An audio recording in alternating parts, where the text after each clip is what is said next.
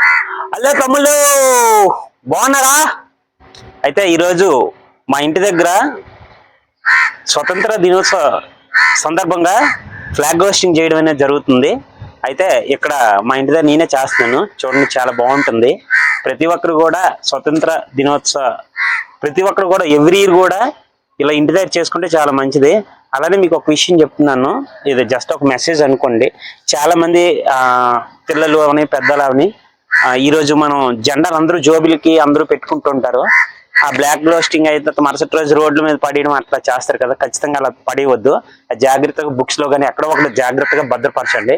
అలానే ఒక జెండా లాంటిది అయితే మాత్రం నీట్ గా ఒక రోజు ఇంటి మీద పెట్టేసి మరుసటి రోజు తీసేసి నీట్ గా మడత పెట్టేసి మంచిగా వాష్ చేసి నీట్గా జాగ్రత్త దాయండి. ఖచ్చితంగా అది ఎక్కడ పడితే అక్కడ పాడేయడం గట్రా ఏం చేయొద్దు.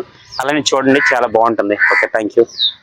మా ఇంటి దగ్గర ఇది పైప్ అనేది దీనికోసం తీసుకొచ్చామండి, చేయడం కోసం అని చెప్పేసి. ఈ జెండా 2 years బ్యాక్ పోస్ట్ ఆఫీస్ లో కొనడం అనేది జరిగింది. ఇవ్వండి ఎగరవేస్తున్నాం. జై హింద్, బోలో భారత్ మాతాకి, బోలో భారత్ మాతాకి, బోలో భారత్ మాతాకి.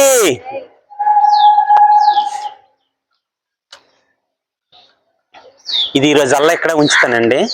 రేపు దీన్ని మళ్ళీ ఇంట్లో తీసి జాగ్రత్తగా ఈ 2 years నుంచి ఎవ్రీ అంటే ఈ 2 years నుంచి చేస్తున్నానండి నేను. అది ఫ్లాగ్ హోస్టింగ్ అయిన తర్వాత ఒక రోజు మొత్తం ఉంచుతాను. ఒక రోజు అయిపోయిన తర్వాత మళ్ళీ దాన్ని నీట్గా జాగ్రత్తగా భద్రపరిచి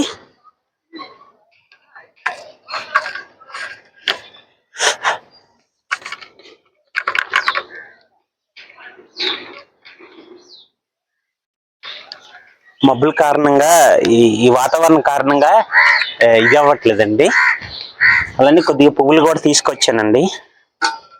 ఇదిగోండి, పువ్వులు కూడా వేస్తున్నాను. కులమత బాధలు లేకుండా చేసుకునే ఏకైక పండుగ అండి ఇది. అందుకే ఖచ్చితంగా అందరూ కూడా చేసుకుంటారు. ఆల్రెడీ మనం మన అగ్రేషన్ జెండా అక్కడ ఉందండి. చాలా బాగా చేస్తామండి. అలానే అంటే 2 years నుంచి నేనైతే చేస్తున్నాను, మిస్ అవ్వట్లేదు. అయితే నేను చేయడానికి కారణం మా వైఫ్ అండి, నాకు ఎంకరేజ్ చేస్తుంది. ఎవ్రీ ఇయర్ చేయండి అని చెప్తుంటాను. ఈ సంవత్సరం కూడా చేయమంది, చేస్తాను.